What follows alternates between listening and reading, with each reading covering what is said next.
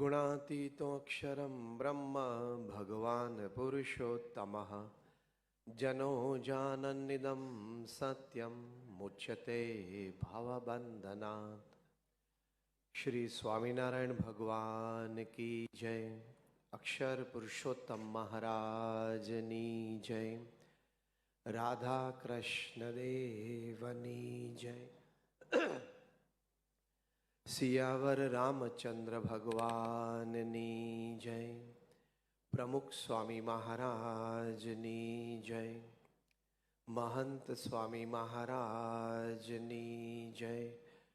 प्रमुख स्वामी महाराज शताब्दी महोत्सवनी जय। अखिल भारतीय विद्यार्थी परिषदना गुजरात प्रदेशना आ 51मा अधिवेशનમાં પધારેલા આપ સર્વેને નમસ્કાર, સુપ્રભાત અને જય સ્વામિનારાયણ. આજની વાતનો વિષય મને એવો આપવામાં આવ્યો છે કે 21મી સદીમાં શિક્ષણ પાસેથી અપેક્ષા. બરાબર? આપણે સૌ અત્યારે 21મી સદીમાં જીવી રહ્યા છીએ અને બૌદ્ધા જે મને અહીંયા યુવાનો બેઠેલા દેખાય છે એ બધા મિલેનિયલ્સ છે, એટલે કે 2000ની સાલની આજુબાજુ જન્મેલા છે. એટલે 21મી સદીમાં આપણે જીવી રહ્યા છીએ અને 21મી સદીની એક વાસ્તવિકતા પણ આપણી નજર સમક્ષ છે. બહુ સ્પષ્ટ રીતે ચિત્ર જોઈએ અને પ્રામાણિકપણે એ ચિત્રને જો સ્વીકારીએ તો આપણે ચોક્કસ બધા એક વાત સાથે સહેમત થઈશું કે ઇતિહાસમાં ક્યારેય અત્યારે સમાજમાં છે એટલો ભણેલો ગણેલો વર્ગ હતો નહીં. હા કે ના? બીજું, ઇતિહાસમાં ક્યારેય અત્યારે જેવી શૈક્ષણિક સંસ્થાઓ છે એવી શૈક્ષણિક સંસ્થાઓ અને એટલા પ્રમાણમાં તે પણ ક્યારેય ઇતિહાસમાં નહોતી. હા કે ના?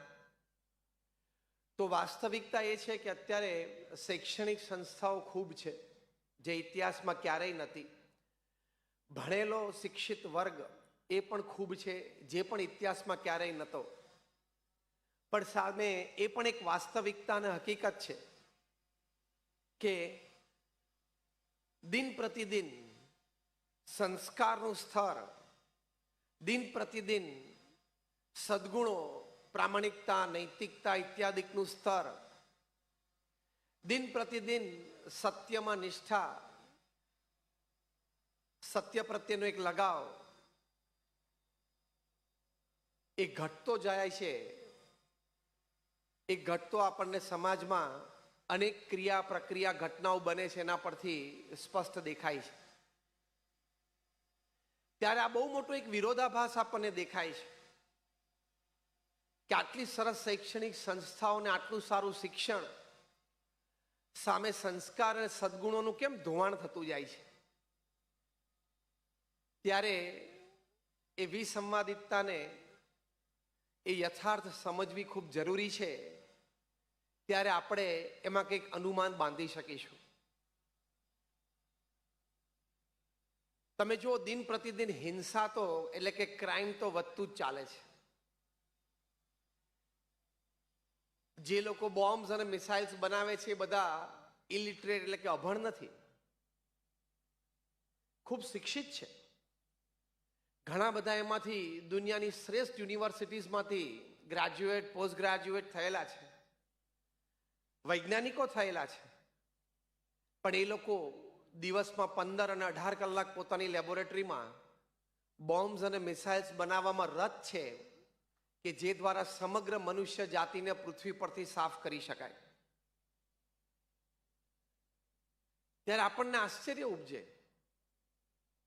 કે દુનિયાની કહેવાતી શ્રેષ્ઠ યુનિવર્સિટીઝમાંથી જે વ્યક્તિ ગ્રેજ્યુએટ પોસ્ટ ગ્રેજ્યુએટ થયો, સાયન્ટિસ્ટ થયો, એ વ્યક્તિને એવા સંસ્કાર કે એવા સદગુણો નહીં કે હું દિવસમાં 12-15 કલાક માનવ જાત સુખી થાય એની માટે કંઈક પ્રયત્ન કરું, બલકે નહીં કે માણસ જાતને કેવી રીતે સાફ કરી નખાય. સુખી થવાનો રસ્તો લેવો જોઈએ, સાફ કરવાનો રસ્તો નહીં. તમને વિદ્યાર્થીઓને આશ્ચર્ય થશે કે 30,000થી પણ વધારે વૈજ્ઞાનિકો આજે આ વિનાશકારક બોમ્બ્સ અને મિસાઇલ્સ બનાવવામાં પ્રવૃત્ત છે. એટલે એ લોકો પાસે ગતિ આવી વિજ્ઞાનના લીધે, પણ સંસ્કાર અને સદગુણોનું સિંચન ન થયું એટલે દિશા ન આવી. અને બહુ જ સીધી સમજણ છે કે direction is more important then speed. એટલે કે ગતિ કરતા તમારી દિશા એ ખૂબ અગત્યની છે. 1960ની સાલમાં યુનાઇટેડ નેશન્સ યુનોના સેક્રેટરી જનરલ હતા યુ થાન્ટ. એમણે યુનોની એક સામાન્ય સભામાં વાત કરેલી કે યુનો રૂપી જે પ્લેન છે એ બહુ ઊંચાઈ ઉપર ઉડી રહ્યું છે, બહુ સારી સ્પીડથી એ ગતિ કરી રહ્યું છે, પણ એને ખબર જ નથી કે કઈ દિશામાં જઈ રહ્યું છે. જો યુનોના સેક્રેટરી જનરલ આ વાત સ્વીકારતા હોય કે પ્રવૃત્તિ કે ગતિ તો ઘણી કરીએ છીએ, પણ દિશા, કઈ દિશા તરફ જઈએ છીએ એનું અમને ભાન નથી. અને હકીકત છે, ઇતિહાસકારો લખે છે કે more wars have been fought after the creation of the United Nations than before it. કે યુનોની રચના બીજા વિશ્વયુદ્ધ પછી શેની માટે થયેલી, અથવા તો બીજા વિશ્વયુદ્ધના અંતે, કે ભવિષ્યમાં યુદ્ધો ન થાય, શાંતિ મંત્રણાથી દેશ દેશ વચ્ચેના પ્રશ્નોનું સમાધાન લાવી શકાય, એની માટે યુનોની રચના થયેલી. પણ ઇતિહાસકારોએ નોંધ્યું છે કે યુનોની રચના પછી 1945 પછી છેલ્લા 75 વર્ષમાં, યુનોની રચના પહેલા 200 વર્ષમાં પણ જે યુદ્ધ નથી થયા એ એની રચના પછી આ 75 વર્ષમાં થયા છે. ત્યારે દિશા ચૂક્યો માણસ. કારણ કે પાયાના ભણતરમાં, શિક્ષણમાં સંસ્કાર અને સદગુણોની કેળવણી, એનો જે મહિમા છે, એનું જે પ્રતિપાદન છે, એનું જે સિંચન છે, એ ઓછું કરવામાં આવ્યું છે. એને યથાર્થ મૂલ્ય આપવામાં આવ્યું નથી. થોડી કેરલેસનેસ વધી ગઈ, થોડું પ્રોફેશનલિઝમ વધારે પડતું આવી ગયું, થોડા આપણે વધારે સ્વતંત્ર અને સ્વચ્છંદી બનવાનો પ્રયત્ન કરી લીધો, થોડા વધારે વેસ્ટર્ન પશ્ચિમી બનવાનો આપણને શોખ જાગ્યો, એટલે ઘણા બધા સંસ્કાર અને સિંચન, સંસ્કાર અને સદગુણોનું ધોવાણ આપણામાં થઈ ગયું. આજે કેટલા બધા ક્રાઇમ્સ દેશ પરદેશમાં વધે છે. અમેરિકા સૌથી ધનાઢ્ય દેશ કહેવાય, પ્રગતિશીલ દેશ કહેવાય, એડવાન્સ કન્ટ્રી કહેવાય, આટલો શક્તિશાળી દેશ કહેવાય, છતાં 80% પ્રાઇમરી સ્કૂલ્સમાં, એટલે કે પ્રાથમિક શાળાઓમાં બાળકો માટે સ્કૂલના પ્રવેશ દ્વાર ઉપર મેટલ ડિટેક્ટર્સ છે. જે આપણે એરપોર્ટ્સ પર જોઈએ અથવા તો કોઈ એવા સેન્સિટિવ એરિયાઝમાં જોઈએ, એવા મેટલ ડિટેક્ટર્સ પ્રાઇમરી સ્કૂલમાં. કારણ કે તમે દર 2, 3, 4 મહિને ન્યૂઝપેપર્સમાં વાંચતા હશો કે કોઈ 5, 7, 10, 11 ધોરણમાં ભણતો વિદ્યાર્થી એ સ્કૂલમાં ગન લઈને ગયો અને એણે ક્લાસમાં ફાયરિંગ કર્યું તો થોડા વિદ્યાર્થી પણ મર્યા અને ક્લાસ ટીચર પણ મર્યા. એટલે ઘણી વખત હસતા હસતા અમેરિકા માટે એક કહેવત બની છે કે અમેરિકામાં કોઈ સ્કૂલમાં કોઈ શિક્ષક ગોળ ફરીને બ્લેકબોર્ડ ઉપર લખીને ભણાવતા જ નથી. ખબર પડી કેમ? પાછળથી ગોળી આવવાની શક્યતા છે. તો એ વાસ્તવિકતા છે. તો શિક્ષણ તો કદાચ પ્રાપ્ત થયું, પણ સંસ્કાર અને સદગુણો પ્રાપ્ત ન થયા. એટલે અમારા ગુરુહરિ પ્રમુખ સ્વામી મહારાજ એક સરસ વાત કરતા. પ્રમુખ સ્વામી મહારાજ કહેતા, લક્ષણ વાળું શિક્ષણ રક્ષણ કરે અને લક્ષણ વગરનું શિક્ષણ એ ભક્ષણ કરે. આ પ્રમુખ સ્વામી મહારાજ કાયમ કહેતા, શીખવાડતા કે લક્ષણ વાળું શિક્ષણ છે રક્ષણ કરશે અને લક્ષણ વગરનું શિક્ષણ છે ભક્ષણ કરશે. બીજી પણ એક વાત પ્રમુખ સ્વામી મહારાજ શિક્ષણ સંબંધી સરસ કરતા, કારણ કે એમને તો સમાજનો બહુ વિશાળ અનુભવ હતો. પ્રમુખ સ્વામી મહારાજ હમણાં જ 3 વર્ષ પહેલા જ 95 વર્ષની જેફ વયે સ્વધામ પધાર્યા. પ્રમુખ સ્વામી મહારાજ એમના જીવનકાળ દરમિયાન 18,000 ગામડાઓમાં જાતે ગયા છે. જે અહીંયા પ્રચારકો બેઠા હશે એમને આ વાતની ગરિમાનો ખ્યાલ આવશે કે 18,000 ગામડાઓમાં જવું એટલે શું. પ્રમુખ સ્વામી મહારાજની ઉંમર જ્યારે 60, 65, 70, 75 ને 80 વર્ષ સુધીની હતી ત્યારે અમે આજ આંખે પ્રમુખ સ્વામી મહારાજને રાત્રે 11 વાગે 12 વાગે આદિવાસીઓના ઝૂંપડામાં ફરતા જોયા છે, એમને નિર્વ્યસની કરતા જોયા છે અને સંસ્કૃત કરતા જોયા છે. તમારા બાળકોને અભ્યાસ માટે એ સ્કૂલમાં મોકલો, શાળામાં મોકલો, એ પ્રેરિત કરતા જોયા છે. પ્રચંડ પુરુષાર્થ એમણે કર્યો છે. દુનિયાના 60 દેશોમાં 18,000 ગામડામાં એમણે વિચરણ કર્યું. લોકો એમને વ્યક્તિગત પારિવારિક પ્રશ્નો માટે પત્ર લખતા એવા 7.5 લાખ પત્રો એમણે વાંચ્યા છે અને એનો ઉત્તર આપ્યો છે. એટ એન અનબિલીવેબલ એવરેજ રોજના 70 પત્રો પ્રમુખ સ્વામી મહારાજ વાંચતા અને એનો ઉત્તર જાતે લખતા. 70. હવે જે પ્રચાર પ્રસાર અથવા તો પ્રચારક તરીકે તમે સેવા કરતા હો એને આ આંકડો એ થોડો ખ્યાલ આવશે કે 45 વર્ષ સુધી પ્રમુખ સ્વામી મહારાજે રોજના 70 પત્રો વાંચ્યાનો ઉત્તર આપ્યો. એમને જીવનમાં રવિવાર જોયો જ નથી. પ્રચંડ પુરુષાર્થ સમાજના ઉત્કર્ષ માટે. ઘરે ઘરે પ્રમુખ સ્વામી મહારાજ જતા એવા 3.5 લાખ ઘર, ઓફિસ, ફેક્ટરી કે દુકાનોમાં પ્રમુખ સ્વામી મહારાજે જાતે પધરામણી કરી છે. 20 લાખ લોકોને વ્યક્તિગત મુલાકાત આપી એમના પ્રશ્નો સાંભળીને સમાધાન આપ્યું. એટલે જનસંપર્કનો વ્યાપક અનુભવ, જન સમુદાયની વચ્ચે રહેવાનો એમના જીવનમાં વ્યાપક અનુભવ, વ્યક્તિગત જીવનથી માંડીને પારિવારિક જીવન, વ્યવસાયિક જીવન, સામાજિક જીવન, જાહેર જીવન, એના પ્રશ્નો, એના નિરાકરણો, એનો અનુભવ. કારણ કે 95માંથી 80 વર્ષ પોતે જાહેર જીવન જીવ્યા. આજે ભાગ્યે જ પૃથ્વી ઉપર કોઈ એવી વ્યક્તિ હશે જે 8 દાયકાનું જાહેર જીવન જીવી હોય. 80 years of public life. અને એમણે આ અમારી આ BAPS સંસ્થા વિશ્વવ્યાપી બનાવી. હું જે સંસ્થામાંથી આવું છું એ BAPS સ્વામિનારાયણ સંસ્થા દુનિયાની પ્રથમ 10માંની એક સંસ્થા છે. અમારી સંસ્થાને યુનોમાં, યુનાઇટેડ નેશન્સમાં એક પરમેનન્ટ સીટ છે એઝ એન NGO. તમે બધાએ અક્ષરધામ જોયું હશે, ગાંધીનગર અથવા દિલ્હી. હાથ ઊંચા કરો જેમણે જોયું હોય. બધાએ જ જોયું છે. આવા નાના મોટા 1200 કેમ્પસ પ્રમુખ સ્વામી મહારાજે એકલા હાથે ઊભા કર્યા. વન મેન શો, એક વ્યક્તિ સંસ્થા. પ્રમુખ સ્વામી મહારાજ એક વ્યક્તિ સંસ્થા હતા. He was a one man organization. Akshardham જેવા નાના મોટા કેમ્પસ 1200 એમણે ઊભા કર્યા. અમારા જેવા 1100 સંતોને એમણે દીક્ષા આપી.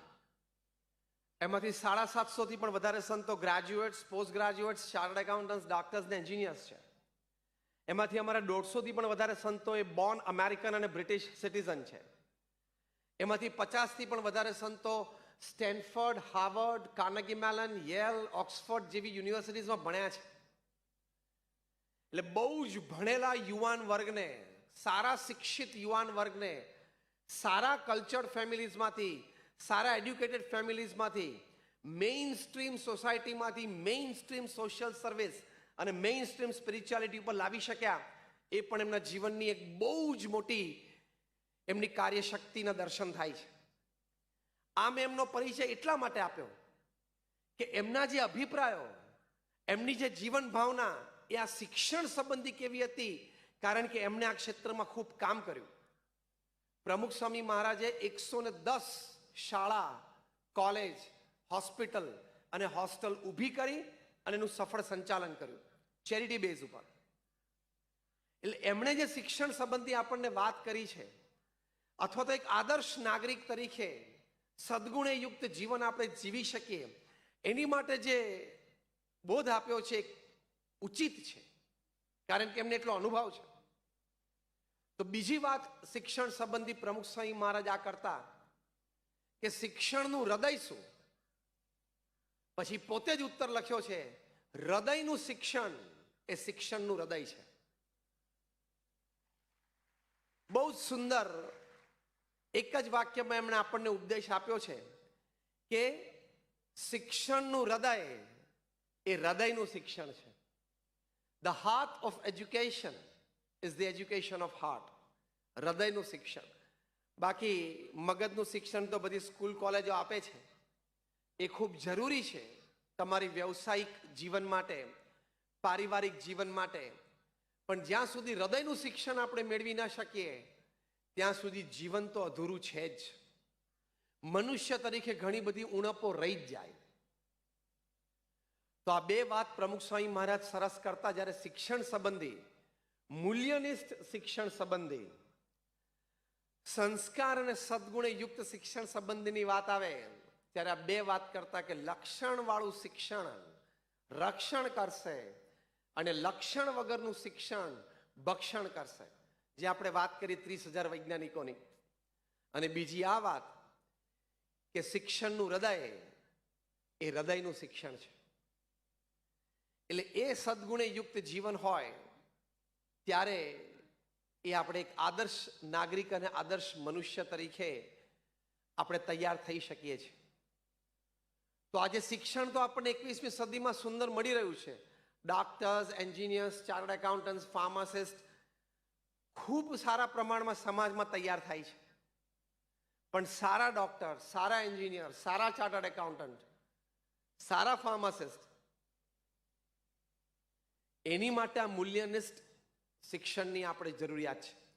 ખૂબ સારા પ્રમાણમાં આપણી શિક્ષણ પદ્ધતિ આમાં પ્રયત્નશીલ છે. આપણી શિક્ષણ પદ્ધતિ ખૂબ સારા પ્રમાણમાં આમાં સફળ પણ છે, પણ હજી ઘણું બધું પણ કાર્ય આગળ કરવાનું છે. સાવ નથી એવું નથી. નહીં તો તમે જે અહીંયા બેઠા બધા ખૂબ સંસ્કારી અને ચારિત્ર્ય યુક્ત છો કે આવી દેશભક્તિની પ્રવૃત્તિ માટે તમને આ ઉંમરથી મન થયું, તમે એની માટે સમય ફાળવો છો અને આવા અધિવેશનમાં ભાગ લઈને તમારા અંતરાત્માને વધારે જગાડો છો. એટલે આપણને સૌને ખૂબ સુંદર સંસ્કાર છે જ, પણ હજી જ્યારે સંસ્કાર અને સદગુણોની વાત આવે ત્યારે એને કોઈ સીમાઓ તો છે નહીં, એન્ડલેસ છે. તો શિક્ષણ સંબંધી જ્યારે આપણે વાત સમજવા બેઠા છીએ, આ બેકગ્રાઉન્ડ સાથે પહેલી અગત્યની વાત એ સમજવાની કે આપણે એવા શિક્ષકો જોઈએ છે કે જે વિદ્યાર્થીને સારી રીતે પારખી શકે. આ પ્રથમ પગથિયું છે. ભણાવવું, ક્લાસમાં આવીને એક પીરિયડ લઈ લેવો, પોતાના વિષય સંબંધી 40-45 મિનિટ વાત કરી લેવી, એક સારી વાત છે, પણ એ રૂટીન છે. પણ સામે જે 40, 50, 60 વિદ્યાર્થીઓ બેઠા છે, એમાંથી એવા એક કે બે જણા હોય કે જેનું દૈવત એ પારખી જાય, જેનું હીર એ પારખી જાય અને એને જુદો તારે કે હું આ બધાને ભણાવીશ, પણ આ છોકરાને હું ટ્રેન કરું, આ છોકરો આગળ વધે એવો છે કોઈ પણ કાર્યક્ષેત્રમાં, અને વિશેષ તો કોઈક પ્રકારની સમાજ સેવા કે દેશ સેવા માટે, એવું હીર પારખી જવું એ શિક્ષક જુદા, એ ખૂબ જરૂરી છે. અને એવું હીર પારખી જાય ત્યારે કોક અબ્દુલ કલામ બની જાય, એવું હીર પારખી જાય ત્યારે કોક સરદાર પટેલ બની જાય, અને આવી એક વ્યક્તિ હોય એ સમાજમાં અને દેશમાં બહુ મોટો ફેર પાડી શકે. એટલે જ્યારે અમે શિક્ષકોને વાત કરીએ ત્યારે કહીએ છીએ, it is good that you taught 20,000 students. તમે તમારા જીવનકાળ દરમિયાન તમે 20,000 વિદ્યાર્થીઓને શિક્ષા આપી, એ સારી વાત છે. પણ એક અબ્દુલ કલામ કે એક સરદાર પટેલ તમે તૈયાર કરો, એ વિશેષતા છે. અમારા વડીલ સંત છે પરમ પૂજ્ય ડોક્ટર સ્વામી, એ ખૂબ સુંદર આ વાત કરે છે કે પ્રોડ્યુસ વન સરદાર, પ્રોડ્યુસ વન કલામ. તો એ શિક્ષણ પદ્ધતિમાં આજે પ્રથમ મોટી વાત એ છે કે આપણે એવા વધારે શિક્ષકોની જરૂર છે કે જે રૂટીનમાં ચાલતી પદ્ધતિની સહેજ બહાર જઈને એવા ચુનંદા વિદ્યાર્થીઓનું હીર પારખીને એની પાછળ વિશેષ પ્રયત્ન પુરુષાર્થ કરીને એને ખીલવે, તો એ કક્ષા જુદી તૈયાર થઈ જાય. ઈસરોના આપણા ચીફ છે મિસ્ટર શિવન, આપણે ચંદ્રયાન મોકલ્યું, ત્યાં માર્સ સુધી પહોંચ્યું, પછી જે કંઈ ટેકનિકલ ઇસ્યુ આવ્યો હશે પણ આપણને સફળતા ન મળી, પણ ફરી વખત એની માટે કટિબદ્ધ થયા ગગનયાન માટે. અને વૈજ્ઞાનિકોને હવે ત્યાં રશિયા મોકલે છે, જે તમને છેલ્લા 2 દિવસમાં જ વાંચ્યું હશે સમાચારોમાં, ટ્રેનિંગ માટે. અને ગઈકાલે એમને કહ્યું કે 2020માં 56થી વધારે આપણે ઉપગ્રહ ઉપર મોકલશું. એનું પણ નાનપણથી હીર પારખીને એની પાછળ વિશેષ પ્રયત્ન કરનાર કોઈક શિક્ષક હતા, એવી પણ એક વાત છે. એટલે પ્રથમ આ વાત કે શિક્ષક છે એ હીર એવું પારખી જાય તો સામાન્યમાંથી અસામાન્ય ઘડતર થઈ શકે. આપણે બધાએ કોલસો જોયો છે અને હીરો પણ જોયો હશે. કદાચ હાથમાં લઈને સ્થૂળ નહીં જોયો તો ફોટો જોયો હશે હીરાનો.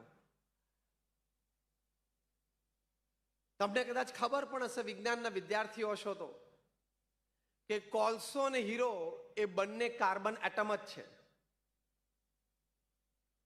એ બંને કાર્બન સ્ટ્રક્ચર જ છે. પણ એક કોલસો બન્યો, એની કિંમત નજીવી થઈ.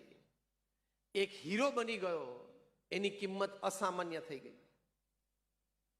એનું કારણ શું? બંને એક જ તત્વમાંથી બનેલા છે. તત્વમાં કોઈ ફેર નથી. It is all call.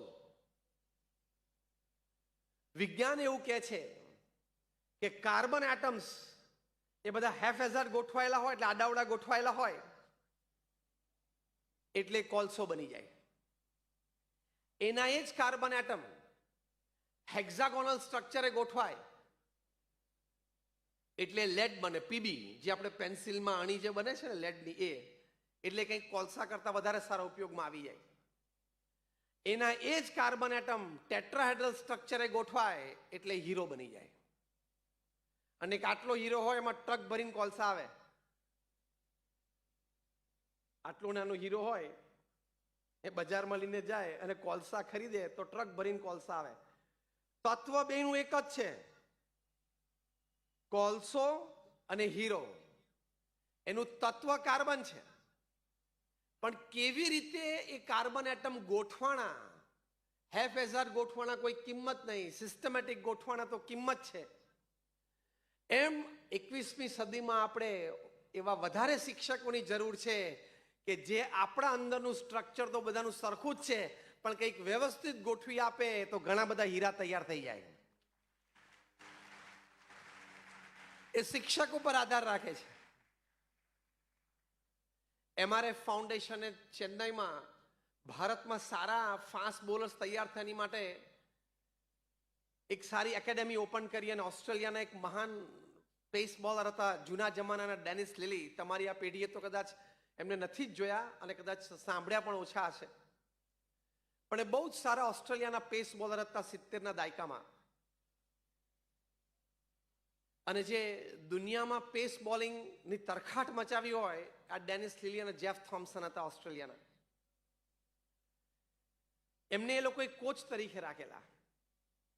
Dennis લિલી માટે એવી કહેવત છે કે when Lily bowls in Australia, the wicket keeper stands behind the wicket in New Zealand. કે જ્યારે લીલી ઓસ્ટ્રેલિયામાં બોલિંગ કરતા હોય ને ત્યારે વિકેટ કીપર વિકેટની પાછળ ન્યુઝીલેન્ડમાં ઊભો રહે,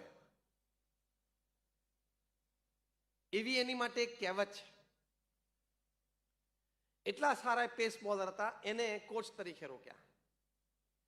ફાસ્ટ બોલર્સ તૈયાર કરવાના હતા. સચિન તેંડુલકર પણ નાની ઉંમરે એકેડેમીમાં ગયેલા.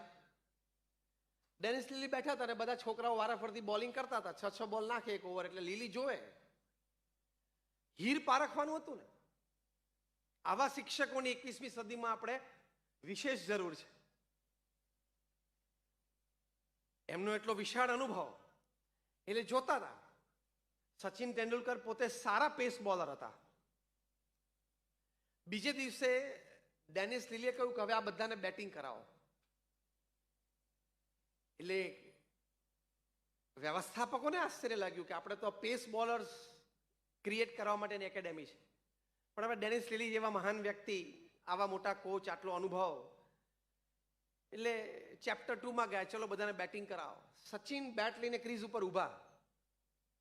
એમણે 4 જ બોલ રમ્યા અને ડેનિસ લીલી ખુરશી પરથી ઊભા થઈને એની પાસે ગયા અને એમને સચિનને કહ્યું કે તારે જિંદગીમાં બોલ નહીં પકડવાનો. તો કે મને તો પેસ બોલર બહુ સારા બનવાની ઈચ્છા છે. ડેનિસ લીલે કહ્યું કે તે જે રીતે બેટ પકડ્યું છે, જે તારું ફૂટવર્ક છે અને જે તારા સ્ટ્રોક્સ રમાય છે, તું બીજો ડોન બ્રેડમેન થઈ શકે એવી ક્ષમતા છે. Forget the ball, take the bat. અને ડેનિસ લીલીનું એ જજમેન્ટ કેવું રહ્યું? ડેનિસ લીલીનું એ જજમેન્ટ કેવું રહ્યું? 100 ઇન્ટરનેશનલ ટર્ન કર્યા ને.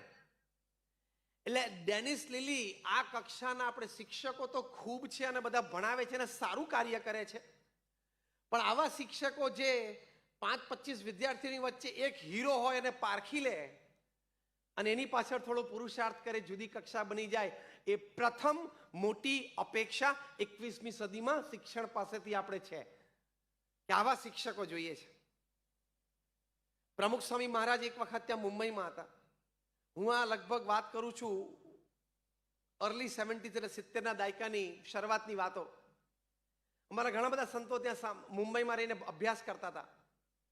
એમાં અમારા ગોંડલમાં એક દેવનંદન સ્વામી છે, એ પણ સંસ્કૃતનો અભ્યાસ કરતા હતા. પણ સાહજિક જ આમ અંતરથી જેને આમ આર્ટ, કલાની સ્ફૂર્ત, એક આમ સૂઝ, આમ સ્ફુરી આવે. એટલે ઘણી વખત તો પેલા ચોક હોય ને જેનાથી આપણે લખતા હોય બ્લેકબોર્ડ ઉપર, એની ઉપર આમ ટાંકણીથી કંઈક ફિગર દોડે, અથવા તો આમ ક્લાસમાં કંઈક ઘણી વખત મૂડ ના આવતો તો કંઈક દોરે. એના માર્ક્સ ઓછા આવ્યા પરીક્ષામાં. પ્રમુખ સ્વામી મહારાજે બધાના રિપોર્ટ્સ જોયા કે આના માર્ક્સ કેમ ઓછા આવે. એટલે અમારે એક વડીલ સંત છે પૂજ્ય કોઠારી સ્વામી કીધું કે સ્વામી, એમને આમ શ્રદ્ધા છે પણ આમ બહુ આમ મન જોડાતું નથી. પ્રમુખ સ્વામી મહારાજે કહ્યું તને આમ શેમાં મન છે? તો એમને બધા પોતાના ચિત્ર બતાવ્યા.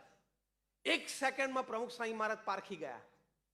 પ્રમુખ સ્વામી મહારાજે કહ્યું કે આને સંસ્કૃત ભણાવવાનું બંધ કરાવી દો અને આમને આ કલામાં તમે આગળ વધારડાવો, આ કલામાં આગળ વધે એની માટે માર્ગદર્શન મળે એવી વ્યવસ્થા કરો.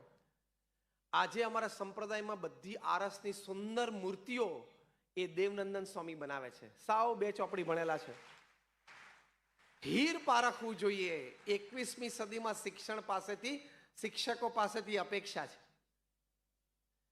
એટલે આવા શિક્ષકો, મેં ડેનિસ લીલીની વાત કરી, પ્રમુખ સ્વામી મહારાજની વાત કરી, એવા શિક્ષકો આપણે સમાજમાં વધારે જોઈએ છે. ઘણા બધા હશે તો જ આવા ઘણા સારા ચારિત્રવાન વ્યક્તિઓ આજે સમાજમાં ઉભરી આવે છે ટાઈમ એન્ડ અગેન.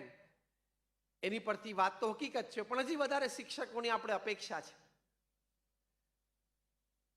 સામે વિદ્યાર્થીઓ પાસેથી પણ શિક્ષણમાં અપેક્ષા છે કે વિદ્યાર્થી પણ ખૂબ સારો અભ્યાસ કરે.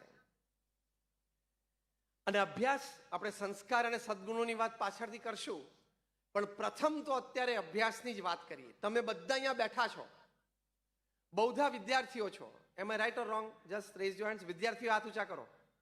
બધા જ છો, કારણ કે તો અખિલ ભારતીય વિદ્યાર્થી પરિષદ છે.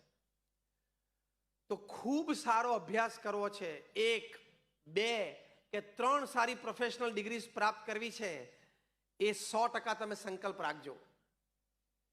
પ્રમુખ સ્વામી મહારાજ તો જેટલા યુવાનો કિશોરોને મળતા એ બધાને અભ્યાસ માટેની ખૂબ સુંદર પ્રેરણાઓ આપતા, અમે પણ એ કરીએ છીએ આજે. કારણ કે સારા અભ્યાસથી તમારી વિચારધારાઓની સ્પષ્ટતા થશે. સારા અભ્યાસથી તમે પ્રશ્નને સારી રીતે પોઝિટિવલી એનાલાઇઝ કરી શકશો. એ પ્રશ્નનું નિરાકરણ સર્વેને ઉપયોગી હોય, સર્વેને સામેલ કરીને આગળ વધી શકો એવી રીતે તમે લાવી શકશો. સારા અભ્યાસ સાથે તમારી એક મેચ્યોરિટી એટલે એક શાણપણ કેવું ખીલશે કે તમે કોઈ વ્યક્તિ બોલી ગઈ, કોઈ વ્યક્તિની કોઈ ક્રિયા અજુગતી લાગી, પણ એને ન જોતા એ વ્યક્તિની ભાવનાઓને તમે સમજી શકશો. આ બધું ઘણું બધું સુંદર સારા અભ્યાસથી આવે છે, જે સામાન્યતઃ ઓછો અભ્યાસ હોય એમાં ઓછું જોવા મળે છે. તો એ અભ્યાસથી આ ખૂબ સુંદર લાભ આપણને થાય છે. એટલે શિક્ષણ પાસેથી એ પણ અપેક્ષા છે કે વિદ્યાર્થીઓ ખૂબ સારો અભ્યાસ કરે. તમારી પાસે 2-3 સારી પ્રોફેશનલ ડિગ્રીઝ હોય તો કંપનીએ તમારી પાસે આવવું પડે, જોબે તમારી પાસે આવવું પડે. તમારે આજે અહીંયા વિદ્યાર્થીઓ એક સંકલ્પ કરવાનો કે હું એવો અભ્યાસ કરીશ કે હું કોઈ દિવસ નોકરી માટે લાઈનમાં નહીં ઉભો રહું. Job has to come to me. નોકરી મારી પાસે આવવી જોઈએ. અને એવું થાય છે. હા, તમે આઈઆઈટી કે આઈઆઈએમ માંથી ગ્રેજ્યુએટ થાવ એટલે નોકરીએ તમારી પાસે આવવું પડે. તમારે લાઈનમાં નહીં ઊભું રહેવાનું. સમજો, મહેનત તો જીવનમાં ગમે ત્યારે કરવી પડશે. અત્યારે યુવાની કે તરુણાઈના જોરમાં તમે એમ કહેશો કે આનંદ કરીએ છીએ, મજા કરીએ છીએ, બીકોમ બીએસસી થઈ જશું, તો 5 વર્ષ પછી 10 વર્ષ પછી સામાન્ય નોકરીમાં બહુ મોટી મહેનત કરવી પડે છે. અંગ્રેજીમાં એક સરસ કહેવત છે, work hard to fulfil your dreams, otherwise you will have to work hard later to fulfil somebody else's dreams.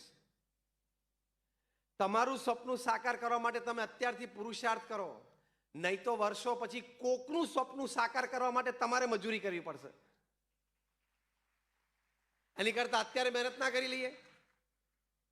એટલે આવા સારા ઇન્સ્ટિટ્યૂટ્સમાંથી ભણવું છે એ સંકલ્પ રાખજો, તો તમે સમાજની અને દેશની પણ વધારે સેવા કરી શકશો.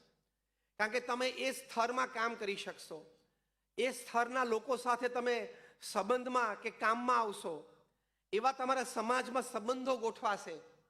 આંતરરાષ્ટ્રીય કક્ષાએ તમારું ટ્રાવેલિંગ થાય તો એવા ઘણા બધા વ્યક્તિઓને તમે તમારી વિચારધારાથી, આપણા દેશની સંસ્કૃતિથી, આપણા સમાજની રહેણીકહેણીથી, આપણા ભવ્ય વારસો જે ભારતીય સંસ્કૃતિનો, એ વિચારથી તમે પ્રભાવિત કરી શકશો.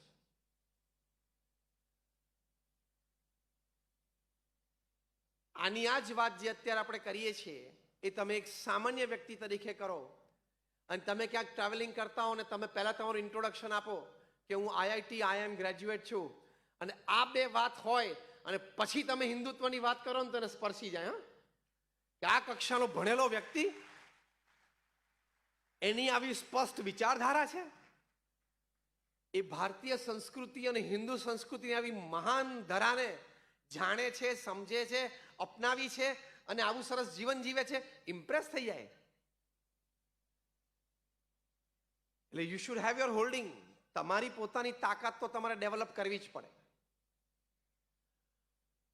તો ખૂબ સારો અભ્યાસ કરવાનો અત્યારે તમારી પાસે સમય છે. બૌદ્ધા તમારી ઉંમર જોતા હજી તમારે 5-7 વર્ષનો અભ્યાસ તમારી પાસે છે. તો દિવસમાં 8 કલાક, 10 કલાક, 12 કલાક પણ મહેનત કરજો.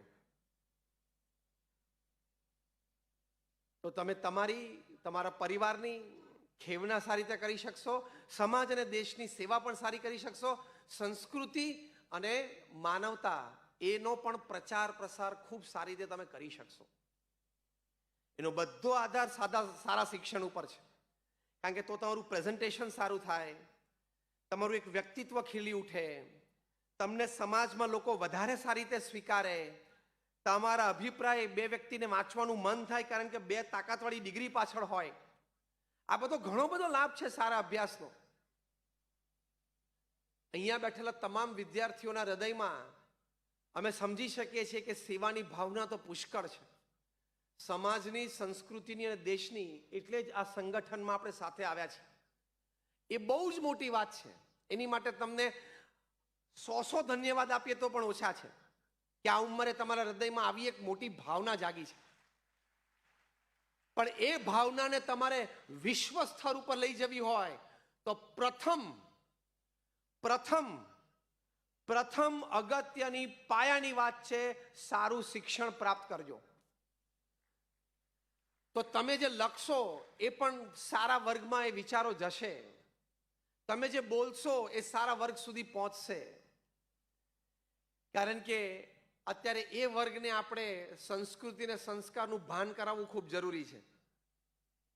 કે જે વર્ગ ઘણી વખત પોતાને બૌદ્ધિક માને છે, સેલ્ફ મેડ ઇન્ટેલેક્ચ્યુઅલ્સ, પોતાની જાતને બૌદ્ધિક માને છે, અને ઘણી વખત બિન સાંપ્રદાયિકનો ખોટો નાનો મોટો અર્થ થતો હોય, ત્યાં સ્પષ્ટીકરણ એ કરવું ખૂબ જરૂરી છે. અને થઈ શકે સારા શિક્ષણથી અને આપણા સંસ્કારથી. માટે સારું શિક્ષણ તમે પ્રાપ્ત કરજો. આ બીજી મોટી વાત છે શિક્ષણ સંબંધી 21મી સદીમાં જે આપણી માટે ખૂબ આવશ્યક છે. ત્રીજી એક મોટી વાત છે કે આજે વાત કરી સંસ્કાર સાથેનું શિક્ષણ. તમે ગમે તે હો, ગમે ત્યાં હો, ગમે તે પદ ઉપર હો, ગમે તેવી પ્રતિષ્ઠા હોય, ગમે તેવી સત્તા પણ હોય, પણ જો સંસ્કાર ચૂક્યા, નીતિમત્તા ચૂક્યા, તમે પ્રામાણિકતા ચૂક્યા, તો બહુ જ મોટો ફેર જીવનમાં આવી શકે છે. તમારી દિશા પણ ચૂકાઈ જશે, ધ્યેય પણ હાથમાં નહીં આવે, અને જીવન પણ બરબાદ થશે. માટે સદગુણે યુક્ત તો હંમેશા રહેવું. રોજ સવારે ઉઠીને પોતાની જાતને કહેવું કે મારાથી આ ખોટું થાય જ નહીં, મારાથી અનીતિ થાય જ નહીં, એ મારી ખાનદાની જ નથી, એ મારા સંસ્કાર જ નથી. એટલું તો રોજ પોતાની જાતને મનને દ્રઢ કરાવી દેવું. કારણ કે સંસ્કાર ચૂક્યા તો બધું જ ચૂક્યા. તમે જુઓ સમાજમાં અત્યારે વાસ્તવિકતા. તમારામાંથી કોઈ ઇલેક્ટ્રિકલ એન્જિનિયરિંગમાં ભણતા હશે, ભણે છે કોઈ? આંગળી ઊંચી કરો. આ બાજુ 5-7 વિદ્યાર્થીઓ બેઠા છે, આ બાજુ 2-4 બેઠા છે. તમે second year, third year, fourth યરમાં હશો. તમે ધારો કે ગ્રેજ્યુએટ થઈ જાઓ, પછી તમને જુનિયર એન્જિનિયર તરીકે ક્યાંક જોબ શરૂ કરો, ધારો કે તમે પ્રમોશન લઈને સિનિયર એન્જિનિયર થાઓ, એક્ઝિક્યુટિવ એન્જિનિયર થાઓ, પછી કદાચ તમે ગુજરાત ઇલેક્ટ્રિસિટીના બોર્ડ મેમ્બર પણ બનો, અને કદાચ 25-35 વર્ષની કારકિર્દી પછી તમે જીબીના ચેરમેન પણ બનો. તો પણ મારો સામાન્ય પ્રશ્ન તમને એ છે કે 35 વર્ષની કારકિર્દી પછી જીબીના ચેરમેન બન્યા પછી પણ તમને પ્લગમાં આંગળી નાખવાનો અધિકાર છે? હા કે ના?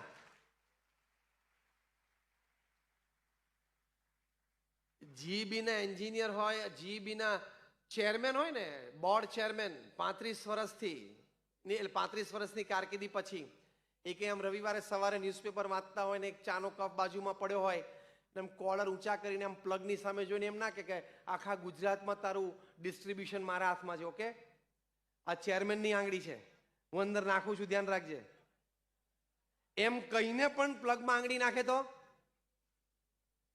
ચેરમેનની આંગળી પણ ચોંટી જાય અને ચેરમેન પણ મરે. આ દ્રષ્ટાંતથી ઘણું બધું સમજી લેજો. હા, તમે ગમે તેટલા પદ પ્રતિષ્ઠા પર હો, નીતિ નિયમ અને સિદ્ધાંત સાથે તમે ચેડા કર્યા તો પ્રશ્ન આવશે. આજે 21મી સદીમાં શિક્ષણ પાસેથી મોટી અપેક્ષા આ છે કે નાનપણથી વિદ્યાર્થીઓને સંસ્કાર ઉપર શિક્ષણ જેટલું જ ભાર આપીને એના હૃદયમાં એનું સિંચન કરે. એટલે જ્યારે શિક્ષકોને અમે ઘણી વખત વાત કરીએ ત્યારે એને પૂછીએ કે તમારો પીરિયડ સ્કૂલમાં 6 પીરિયડ હોય, 7 પીરિયડ હોય, 8 હોય, કેટલા મિનિટનો છે? ત્યારે કોઈ વાત કરે કે 45 મિનિટનો છે. તો એમને કહું કે 45 મિનિટનો નહીં, 40 + 5 નો રાખવાનો. 45 મિનિટનો પીરિયડ નહીં, 40 + 5 નો પીરિયડ રાખવાનો. 40 મિનિટ તમારે તમારો વિષય ભણાવવાનો, જે પણ વિષય હોય, અને બીજી 5 મિનિટ આવી સુંદર વાતો, સંસ્કાર, સદગુણ, એ સંબંધી સુંદર પ્રસંગો સારા વાંચીને આવા કહેવા. નાનપણથી એમને આ ટેવ પડે. તો એના હૃદયમાં આવા ધરબાણી હોય, બીજ રૂપે નાનપણથી નાખી દીધી હોય, તો એ ચોક્કસ એક દિવસ વૃક્ષ બનીને બહાર આવે, એમાં ફળ ફૂલ આવે છે. તમારે પણ આ સંગઠન નીચે જ્યારે શિક્ષકોના સંમેલનો થતા હોય ત્યારે કેવું 40+5 પીરિયડ લેવાનો છે. 40 મિનિટ વિષય ભણાવવાનો, 5 મિનિટ આવી વાતો કરવાની, જેથી એનું કલેવર ઘડાય. તો સંસ્કારયુક્ત શિક્ષણ એની આપણે અત્યારે ખૂબ જરૂર છે. બાકી અમારા પ્રોફેસર મદન MS યુનિવર્સિટીમાં તે 1985માં અમારા ઉત્સવમાં અમદાવાદમાં આવેલા ત્યારે મંચ ઉપરથી બોલેલા કે અમે MS યુનિવર્સિટીમાં ભણેલા ગણેલા વાંદરા તૈયાર કરીએ છીએ. આ એમના શબ્દો, કે અમે ભણેલા ગણેલા વાંદરા તૈયાર કરીએ છીએ. કારણ કે અભ્યાસ તો સારો કર્યો, ડિગ્રીઝ તો 2-3 મેળવી, પણ એનામાં સંસ્કાર નથી, એટલે એનું વર્તન ઘણે બધે પ્રસંગે પશુ જેવું થઈ જાય છે. We are producing educated monkeys, એવું પ્રોફેસર મદન MS યુનિવર્સિટીના 1985માં અમારા ઉત્સવમાં મુખ્ય મંચ ઉપરથી પ્રવચનમાં બોલેલા. તો આ હકીકત છે. એટલે આ વિચાર શિક્ષણ સિસ્ટમમાં રાખવો ખૂબ જરૂરી છે. હાર્વર્ડ યુનિવર્સિટી દુનિયાની એક શ્રેષ્ઠ યુનિવર્સિટી ગણાય. એનું જે મુખ્ય એમ્બલમ છે ને, એમ્બલમમાં બહુ સરસ વાત લખી છે, જેમનું મુખ્ય સૂત્ર છે enter to learn and leave to serve. એટલે કે તમે અહીંયા પ્રવેશ મેળવો શીખવા માટે, અને અહીંથી તમે વિદાય લો સેવા કરવા માટે. કેટલો સરસ વિચાર છે. પ્રવેશ મેળવો શિક્ષા પ્રાપ્ત કરવા માટે, અને અહીંથી વિદાય લો સેવા કરવા માટે. હા, તમે એ વિદ્યાના આધારે તમે પૈસા ધન ઉપાર્જન કરો, એ જરૂરી છે તમારા વ્યવસાયિક, તમારા પારિવારિક વ્યવસ્થા માટે, પણ સાથે કંઈક સેવાની ભાવના, તો એ આ વાત શીખવાડે છે. ત્યાં અમેરિકામાં ન્યૂજર્સીમાં અમારું મોટું અક્ષરધામ બને છે.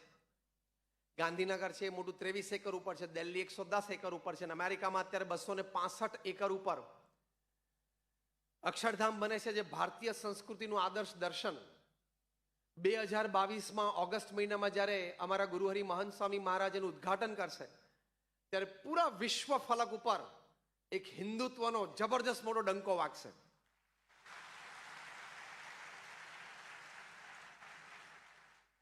દુનિયાભરમાં ભારતીય અને આપણી હિન્દુ સંસ્કૃતિ, એના મૂલ્યો, એની જે રિચનેસ એટલે કે સમૃદ્ધતા, એ દુનિયાને વધારે એક મોટા ધડાકા સાથે સંભળાશે.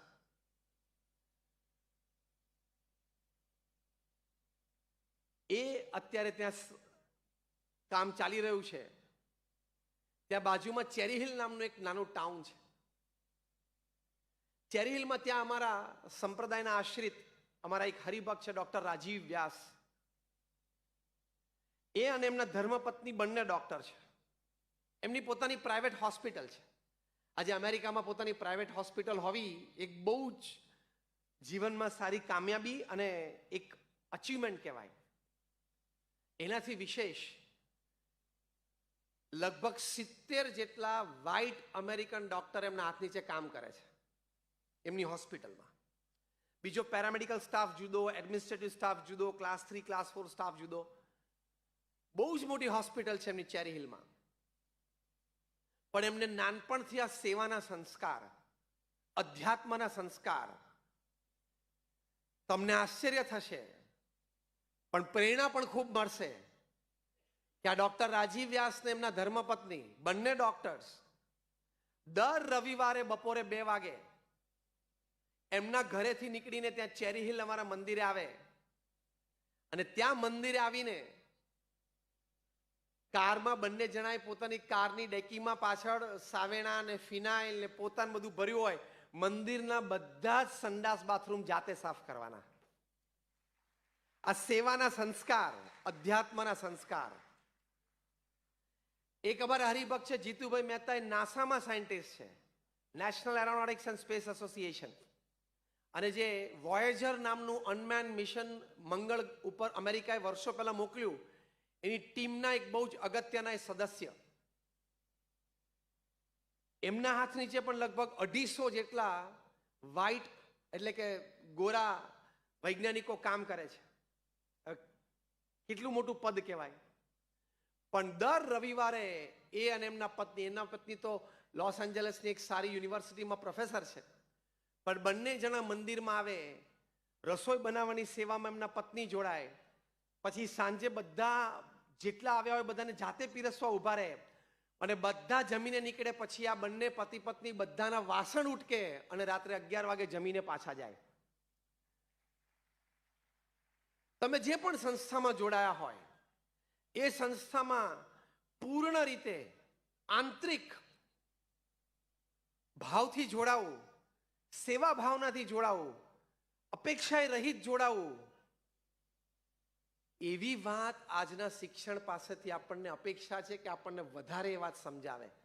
શું કે તમે એન્જિનિયર બનીને કે ડોક્ટર બનીને પોતાની કારકિર્દી કરો, સાથે સાથે એક સારા સેવક તરીકે જે પણ કોઈ નાની મોટી સેવાભાવી સંસ્થામાં જ્યાં તમારું મન બેઠું, તમારી એ પ્રવૃત્તિ તમને ગમી, એ પણ સમાજ અને દેશ માટે તમારે કરવી જોઈએ.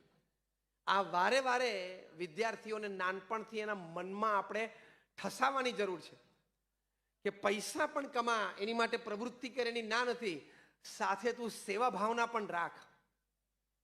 વિજ્ઞાન પણ કહે છે કે આવી સેવા ભાવનાથી ડિસ્ટ્રેસ થવાય છે, બ્લડ પ્રેશર, ડાયાબિટીસ જેવા રોગો એની શક્યતાઓ ઘટે છે. આ બધું જ વૈજ્ઞાનિક દ્રષ્ટિકોણથી સાબિત થયેલું છે, નવી વાત નથી. પણ નાનપણથી શિક્ષણે આ સમજાવવું ખૂબ જરૂરી છે. તો આવી રીતે એ સેવાની ભાવના એ બહુ જ મોટી વાત છે. એટલે આવા સદગુણ અને સંસ્કારે યુક્ત શિક્ષણ. ચોથી મોટી વાત છે કે પૂર્ણ અધ્યાત્મ પણ વિદ્યાર્થીઓને શીખવાડવાની ખૂબ જરૂર છે. પૂર્ણ રીતે અધ્યાત્મ, ભગવાનનું અસ્તિત્વ, ભગવાન સાથેનું જોડાણ, ભગવાન પ્રત્યેની શ્રદ્ધા ભક્તિ, એ પૂર્ણ અધ્યાત્મ, એ વ્યક્તિ પૂર્ણ મનુષ્ય જલ્દી બની શકે. તમને આશ્ચર્ય થશે કે થોડા વર્ષો પહેલા પૂનામાં ભારતની નામાંકિત એવી લગભગ 70 થી 80 યુનિવર્સિટીઝના વાઇસ ચાન્સેલર્સ ભેગા થયા. સામાન્ય શિક્ષકો નહીં, હા, 70 થી 80 યુનિવર્સિટીઝના વાઇસ ચાન્સેલર્સ ભેગા થયા. 3 દિવસનું એ લોકોનું બ્રેઇન સ્ટોર્મિંગ સેશન ચાલ્યું અને 3 દિવસના અંતે જે કન્ક્લુડિંગ રિપોર્ટ તૈયાર થયો એમાં એ લોકો બધા સહમત થયા એક વાત ઉપર, બધાએ સહી કરી. શું કે આપણે શિક્ષણની સાથે પૂર્ણ રીતે અધ્યાત્મ પણ વિદ્યાર્થીઓને આપવામાં અત્યાર સુધી ચૂકી ગયા છે. આપણે ઓફિશિયલી કોર્સીસ તરીકે એ અધ્યાત્મને પાછું શિક્ષણ સિસ્ટમમાં લાવવું જ પડશે. આ 70 થી 80 વાઇસ ચાન્સેલર્સે આ રિપોર્ટ ઉપર સહી કરેલી છે. લગભગ 5-7 વર્ષ પહેલાની આ વાત છે પૂનાની. તો આ સારા શિક્ષણવિદ કહેવાય. દરેક વાઇસ ચાન્સેલર્સ એટલે સારા શિક્ષણવિદો કહેવાય. એ લોકોને પણ આ વાતની જરૂરિયાત તો જણાય જ છે. એ લોકોને પણ આ વાતનો અહેસાસ છે જ કે આ ખૂબ જરૂરી છે કે અભ્યાસની સાથે અધ્યાત્મ પૂર્ણ રીતે હોવું જ જોઈએ. એટલે જ આપણે ઋષિકાળથી આશ્રમોમાં ઋષિઓ પાસે જે વિદ્યાર્થીઓ ભણતા હતા એમાં આ પદ્ધતિ હતી શિક્ષણ, સંસ્કાર અને અધ્યાત્મ ત્રણેયનું combination. So he becomes a professional, he becomes a human being and he becomes a devotee.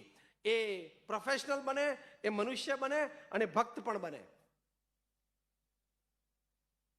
A combination આપણે જોઈએ છે.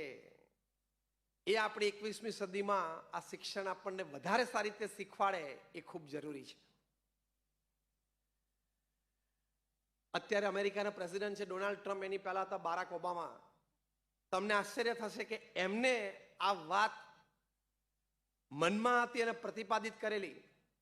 એમને એમની પ્રેસિડેન્સી વખતે એક રિઝોલ્યુશન પાસ કરીને 900 કરોડ રૂપિયા, હું ઇન્ડિયન રૂપીસ પ્રમાણે બોલું, ત્યાં ડોલર્સમાં હશે એ પ્રમાણે, પણ 900 કરોડ રૂપીસ એમને ફાળવેલા. શેની માટે? કે પ્રાઇમરી સ્કૂલ્સમાં એટલે કે પ્રાથમિક શાળાઓમાં જ્યારે વિદ્યાર્થીઓની અવસ્થા 9, 10, 11, 12 વર્ષની હોય ત્યારે એને બ્રહ્મચર્યના પાઠ ભણાવવા, સંયમ નિયમના પાઠ ભણાવવા, અને આ સંયમ નિયમમાં ખૂબ આંતરિક શક્તિ રહેલી છે. એ બધી વાતમાં એને પ્રતીતિ લાવવા માટે એવા કોર્સીસ ડિઝાઇન કરવા માટે અને એવા કોર્સીસ ગવર્મેન્ટ ગ્રાન્ટેડ સ્કૂલ્સ હોય, ગવર્મેન્ટ એડેડ સ્કૂલ્સ હોય, એમાં પ્રતિપાદિત કરવા માટે તે વખતે આજથી લગભગ 7-8 વર્ષ પહેલા અમેરિકાના પ્રેસિડેન્ટે 900 કરોડ રૂપિયા ફાળવેલા. તો જો આ બધું જરૂરી છે તો આપણા ઋષિ મુનિઓ આપણને આશ્રમમાં, બ્રહ્મચર્ય આશ્રમમાં 1 થી 25 વર્ષ દરમિયાન કેવળ વિદ્યા અભ્યાસ, કેવળ સંસ્કાર, કેવળ સેવા અને કેવળ અધ્યાત્મની વાત કરતા, કોઈ સંસાર સંબંધી વાત નહીં. એ વાત પ્રેસિડેન્ટ બારાક ઓબામા પણ સમજેલા અને એમને 900 કરોડ રૂપિયા ફાળવેલા. એટલે આ બધી વાતો આપણને જૂનવાણી જેવી દેખાય, આપણા ઋષિ મુનિઓની જૂનવાણી નથી. It is all practical, it is all modern અને વેલ એક્સેપ્ટેડ, સારી રીતે સ્વીકાર્ય છે. તો શિક્ષણ પાસેથી આપણને એ પણ 21મી સદીમાં વધારે જાણવાની ઈચ્છા છે કે સંયમ નિયમના પાઠ વિદ્યાર્થીઓને નાનપણથી આવે. અને આ સંયમ નિયમ છે એ શિક્ષણમાં શીખવાડવામાં આવે, તેજસ્વીતા ખીલી ઉઠે, તમારી યાદ શક્તિ જુદી થઈ જાય. વિવેકાનંદજીની વાત આપણે સાંભળીએ છીએ, અહીંયા જ એમના દર્શન આપણને થાય છે ચિત્ર પ્રતિમામાં. આવી તેજસ્વી પ્રતિભાનું એક બહુ મોટું કારણ હતું એમના જીવનમાં સંયમ, નિયમ, બ્રહ્મચર્ય. તો તમે લોકો સોશિયલ મીડિયા ઉપર, વોટ્સએપ ઉપર, જો હું ગેજેટ્સની વિરુદ્ધમાં નથી, આઈ એમ નોટ અગેન્સ્ટ ગેજેટ્સ. તમે મોબાઈલ ફોનનો ઉપયોગ કરો એની ના નથી, તમે ટેબ્લેટનો ઉપયોગ કરો, તમે આઈપેડનો ઉપયોગ કરો, તમે કમ્પ્યુટર્સનો ઉપયોગ કરો એની ના નથી.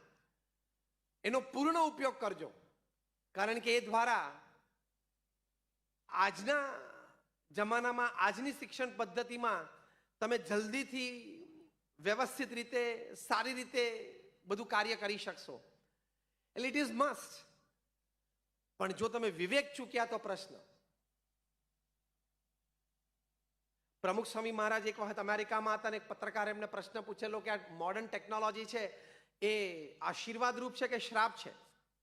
ત્યારે પ્રમુખ સ્વામી મહારાજ બોલેલા કે વિવેકથી વાપરે તો આશીર્વાદ અને વિવેક ચૂકે તો શ્રાપ. એટલે હું તો તમને કદાચ એવી જ સલાહ આપું છું વિદ્યાર્થીઓને કે જ્યાં સુધી તમારો કોલેજ કાળ પૂરો ન થઈ જાય ત્યાં સુધી તમારે કોઈએ સ્માર્ટફોનની જરૂર જ નથી. તમે ફોન રાખો, ફોન એક્સચેન્જ થાય એટલે કે કોલિંગ થઈ શકે, મેસેજીસ એક્સચેન્જ થાય, પણ તમે ફ્રી હો એટલે તરત તમે બધું નેટ ઉપર જઈને જાત જાતની સાઇટ્સ ખોલો. તમારી વૃત્તિ બહેકી જાય છે, તમારી શક્તિનો સ્ત્રોત જતો રહે છે, તમારું કોન્સન્ટ્રેશન ભગવાઈ જાય છે. કેટલા બધા વિદ્યાર્થીઓ વડીલોને પણ મળતા હશે ને અમને મળે છે કે સ્વામી યાદ નથી રહેતું. છે કે નહીં પ્રશ્ન કે સ્વામી આમ લાગે છે કે આમ યાદ છે પણ બધું પરીક્ષામાં લખવા બેસું તો ટાઈમે યાદ નથી આવતું. કેટલા વિદ્યાર્થીઓ મળે છે? એનું કારણ શું છે? કે આ બધી જાત જાતની ઇન્ટરનેટ, બીજું ત્રીજું સાઇટ્સ જોવા કરવામાં આપણી ઘણી બધી શક્તિ વહી જાય છે. તમારે અત્યારે કંઈ જરૂર નથી. અત્યારે absolutely focus on your studies. તમે ખૂબ સારો અભ્યાસ કરશો તો આવા તો સ્માર્ટફોન તમને તમારા બર્થડેના દિવસે 2-5 એમને ગિફ્ટમાં આવી જશે. ત્યાં મુંબઈમાં અમારા મિત્ર છે, ગયા મહિનેનો જન્મદિવસ હતો, એની ઉંમર 29 વર્ષની જ છે, પણ એ CS અને MBA. તો એને બર્થડે ગિફ્ટમાં 3 તો આઈફોન i10 પ્લસ આવ્યા. બોલો શું કરવાનું? જે તમે તમારા માતા પિતા પાસે માંગી માંગીને એનો જીવ ખાવ છો એ તેને ગિફ્ટમાં મળ્યા. પણ એને 3માંથી એકેની જરૂર નથી, કારણ કે એમાંનો એક તો એ વાપરતા હતા, એમણે એમના મિત્રને આપી દીધા. તો આપણી તાકાત ઉપર આપણે એટલા ડેવલપ ના થઈએ કે આપણે કોઈની પાસે, મા બાપ પાસે શું માંગવાનું અને એની પાસે એમને શું પજવવાના. આપણે એવો અભ્યાસ કરીએ, એ કક્ષાએ પહોંચે તો બધું તો સાહજિક છે. એટલે અત્યારથી સોશિયલ મીડિયાનો ખૂબ કંટ્રોલ રાખજો. વોટ્સએપ પર જેટલું આવે બધું જોવાની જરૂર નથી. વોટ્સએપનો બીજો સમાનાર્થી શબ્દ છે કચરા પેટી. અહીંથી આવ્યું આગળ જાય ને આગળથી આવ્યું આમ જાય. તમે સવારના પોરમાં રાજી થાવ. સવારના પોરમાં તમે બધાને ટેવ છે જ કે મોબાઈલ ખોલે, ડેટા ચાલુ કરે, વોટ્સએપ ચાલુ કરે અને દળ મેસેજ આવવા માટે એટલે ખૂબ રાજી થાય. ઓહો 80 ચેટ, 125 મેસેજ, ખુશ થાય. પણ એમાં 90% તો બધા ગુડ મોર્નિંગના ફૂલડા જ હોય છે, બીજું કઈ હોય છે? અને એમાંથી એકાદું ફૂલડું તમને પાછું ગમે, એ પાછું તમે આગળ જવા દો, એટલે એ ફૂલડું અહીંયા સુરતમાંથી પાછું બોમ્બે જાય, બોમ્બેથી બેંગલુરુ જાય, ત્યાંથી વળી કલકત્તા જાય, હોંગકોંગ સિંગાપુર થાય, ત્યાંથી પાછું લંડન જાય, દુબઈ ન્યુયોર્ક નૈરોબી ન્યુયોર્ક થઈ મુંબઈ થઈને પાછું ચોથા દિવસે સુરતમાં આવે. એમાં તો એકાદું પાંદડું ક્રોપ ચોપ થયેલું, બપોરે એમ કોઈક નવરો બેઠો હોય એને એકાદું પાંદડું કાઢે ને એકાદું પાંદડું ઉમેરે. રાત્રે 12 વાગ્યા સુધી તમે મોબાઈલ ફોન ચાલુ રાખો છો. વિદ્યાર્થી તરીકે આ કુટેવ કહેવાય. આ વાત તમને અત્યારે ઓછી સમજાશે. હું જે તમને સંયમ નિયમની વાત કરું છું ને, એ કદાચ તમને એમ લાગશે કે ના ના અમે તો મોડર્ન છીએ ને you know this are all needed ને ધીસ ગેજેટ્સ ને. તમે આ રીતે વ્યક્ત થાવ છો, એ સ્ટાઇલ મેં તમને બતાવી કે ના ના સ્વામી આ તો મોડર્ન જમાનો છે ને you know everybody has it ને બધા પાસે છે ને મારી પાસે એમાં શું વાંધો છે ને. તારી પાસે હોય એમાં અમને કોઈ જ વાંધો નથી, પણ તારો કંટ્રોલ નથી એમાં વાંધો છે.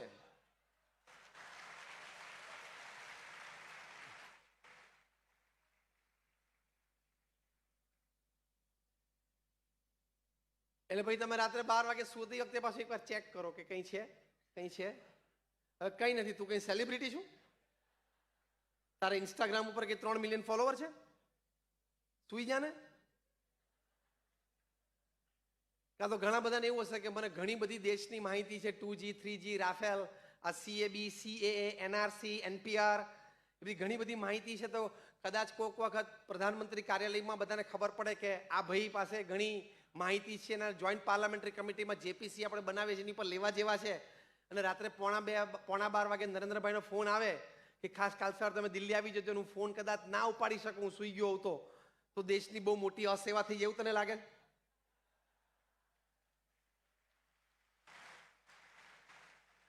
તારા જેવા એમની પાસે 130 કરોડ છે. તું શાંતિથી સુઈ જા, જેને બોલાવાના હશે ને બોલાવી લેશે.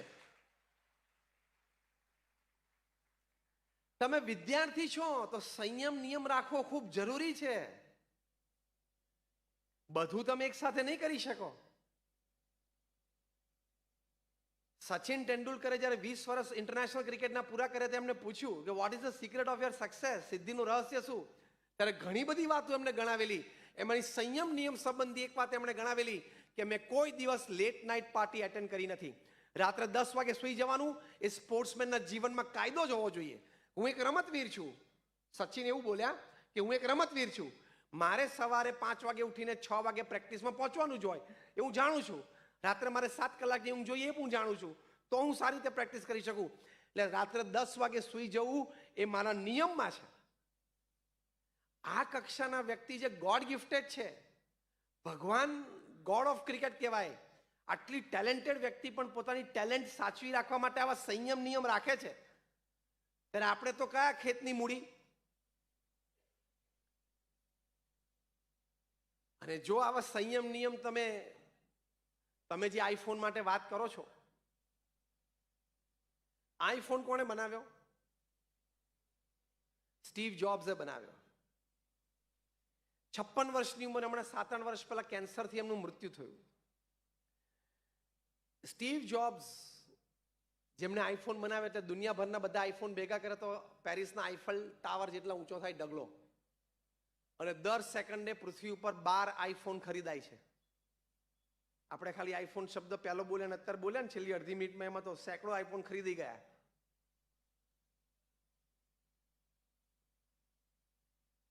એ એપલ કંપનીના CEO સ્ટીવ જોબ્સ, એમના મૃત્યુ પછી એમના મિત્ર એન્ડરસન એમણે એમના જીવન ચરિત્ર લખ્યું. જીવન ચરિત્રનું નામ જ છે સ્ટીવ જોબ્સ, કારણ કે itself is a brand name, બહુ મોટું બ્રાન્ડ નેમ છે સ્ટીવ જોબ્સ. એ પુસ્તકમાં એમણે પ્રસંગ લખ્યો છે. એકવાર એન્ડરસન લખે છે કે અમને સ્ટીવ જોબ્સે એમના ઘરે સપરિવાર રાત્રિ ભોજન માટે બોલાવ્યા. સ્ટીવ જોબ્સ, એમના પત્ની, એમના 13 ને 12 વર્ષના એક દીકરા દીકરી, એ 4 જણા હતા. એન્ડરસન કે હું, મારા પત્ની, મારા 2 સંતાનો, મેં જમવા ગયા, બધા ટેબલ ઉપર સાથે બેઠા હતા. એન્ડરસને વાત શરૂ કરી કે સ્ટીવ, તારા છોકરાઓ કયો આઈફોન વાપરે છે? તે વખતે i3 i4 માર્કેટમાં હતો.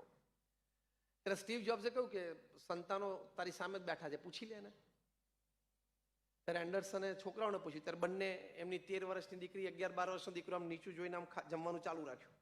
ત્યારે ફરી વખત એન્ડરસને કહ્યું કે મેં સ્ટીવ જોબ્સને પૂછ્યું કે તારા છોકરાઓ કયો આઈફોન વાપરે છે. ત્યારે સ્ટીવ જોબ્સે કહ્યું કે મારા સંતાનોએ હજી આઈફોનનો સ્પર્શ કર્યો નથી.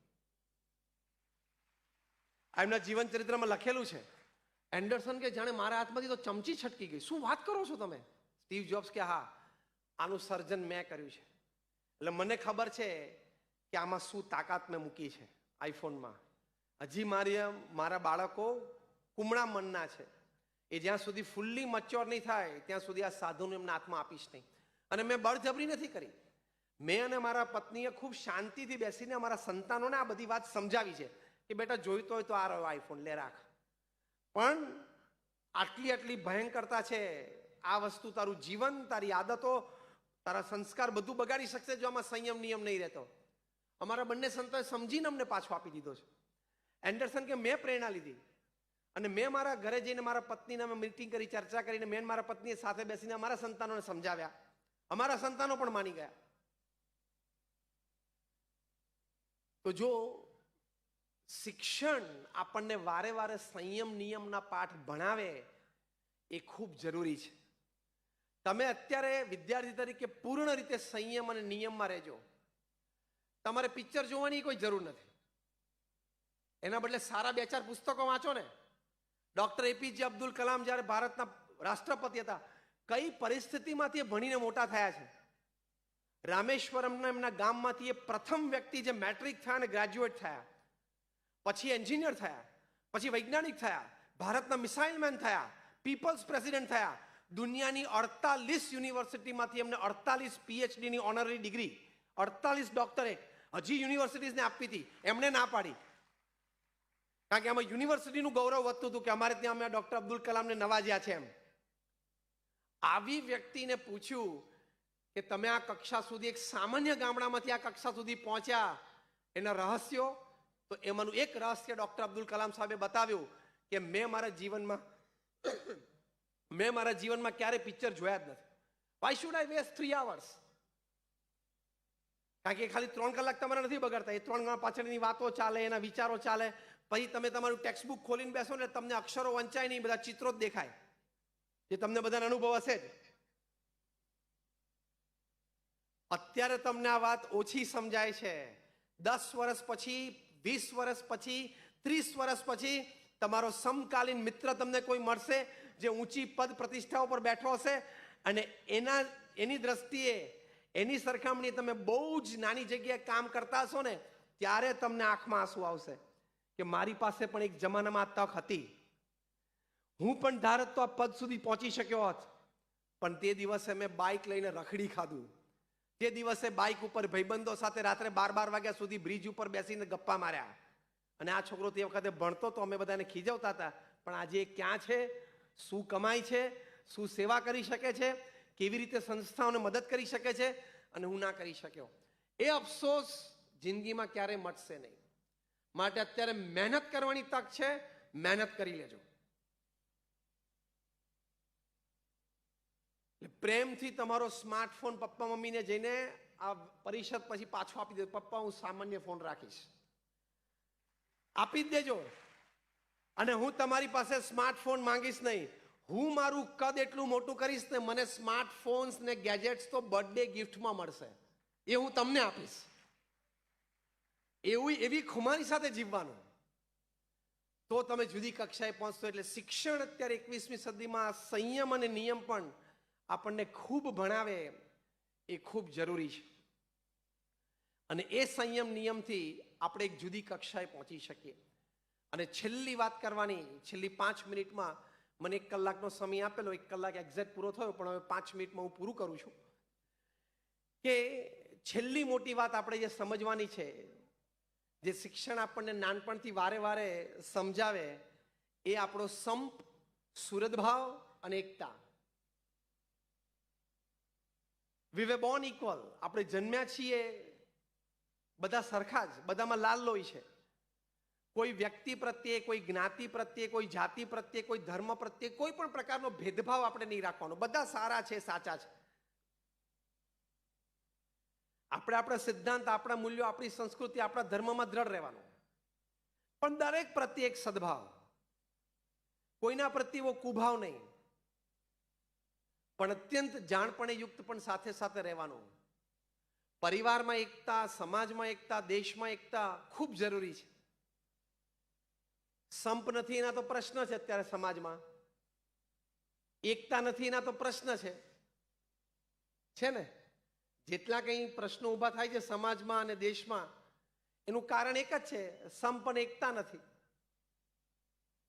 તો સંપ અને એકતાને ભાવ હંમેશા હૃદયમાં રાખવો જોઈએ.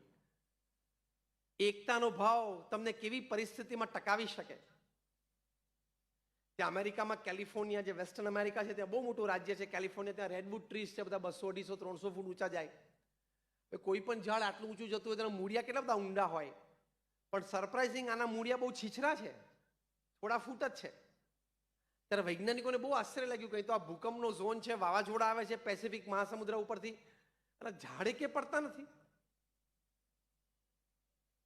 ત્યારે સંશોધન પછી ખબર પડી કે અંદર આ લોકો, દરેક ઝાડના મૂળિયા બહુ ઊંડા નથી, પણ એકબીજા સાથે, આપણે જે ગુજરાતીમાં શબ્દ વાપરે તાણાવાણા, એકબીજા સાથે આમ બરોબર ઓતપ્રોત થઈ ગયેલા છે. એટલે નીચે ફાઉન્ડેશનમાં એકબીજા સાથે એકદમ સ્ટ્રોંગ છે, એટલે ઝાડ હલે પણ પડતું નથી. નોર્મલી તો વિજ્ઞાનના સંશોધન પ્રમાણે જેમ માણસ પૃથ્વી ઉપર ઝઘડે છે, એમ વૃક્ષના મૂળિયા પૃથ્વીની અંદર ઝઘડે છે, પાણી માટે, મિનરલ્સ માટે. રીસર લડાઈ જ હોય છે. પણ આ રેડવુડ ટ્રીઝના બધા જ મૂળિયાઓ અંદર, તો કોઈ એક ઝાડનું મૂળિયું શોધવું હોય તો બહુ અઘરું પડે, એટલા બધા તાણાવાણા હોય છે. એમાં આપણે આપણા પરિવારમાં, આપણી વિચારધારામાં, આપણી સંસ્થાઓમાં એ આપણે એકતાના ભાવથી, અને એકતાના ભાવ માટે સમર્પણ ભાવ રાખવાનો, જતું કરવાનું, મોટું કરવાનું. હું 25 વર્ષ અને 40 વર્ષ પણ આ સંસ્થામાં સેવા કરું, અને કદાચ મને કોઈ પદ કે પ્રતિષ્ઠા ન મળે તો પણ હું રાજી છું, એવી ભાવનાથી જ સંસ્થામાં જોડાવાનું.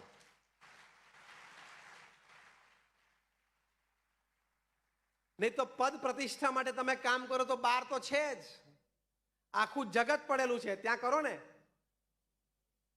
પ્રમુખ સ્વામી મહારાજે આ વાત બીએપીએસ સંસ્થામાં દરેક સંત, દરેક હરિભક્તના હૃદયમાં રેડી છે.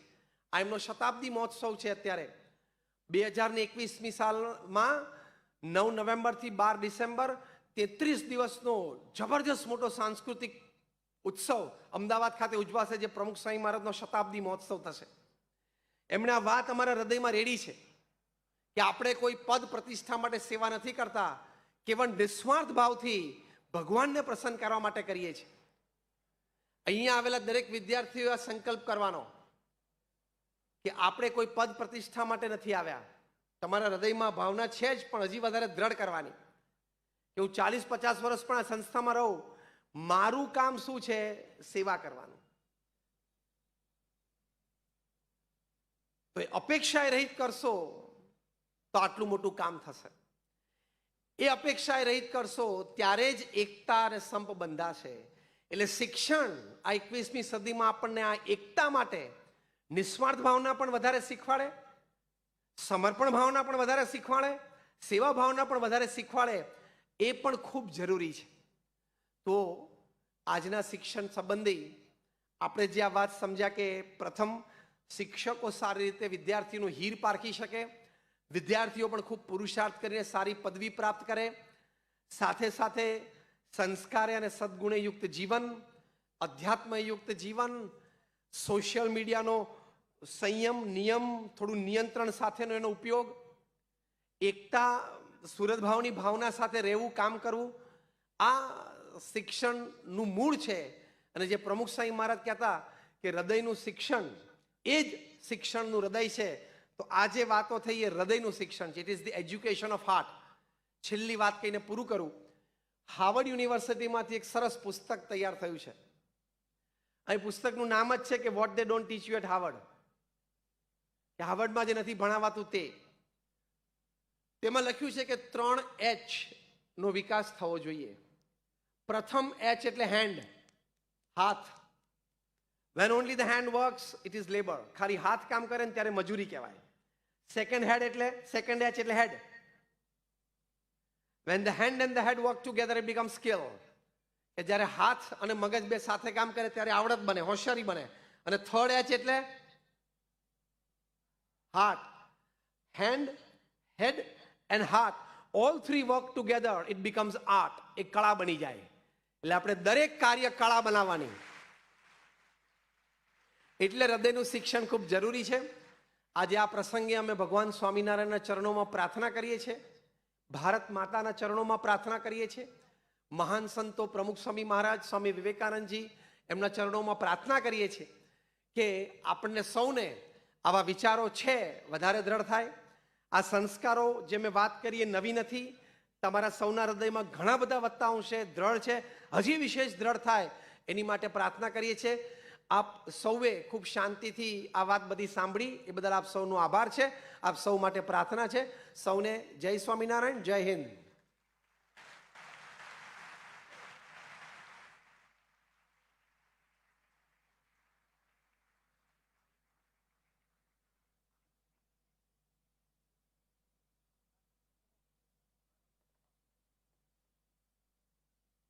આ સત્ર અહીં સમાપ્ત થાય છે. આપ જઈ શકો છો.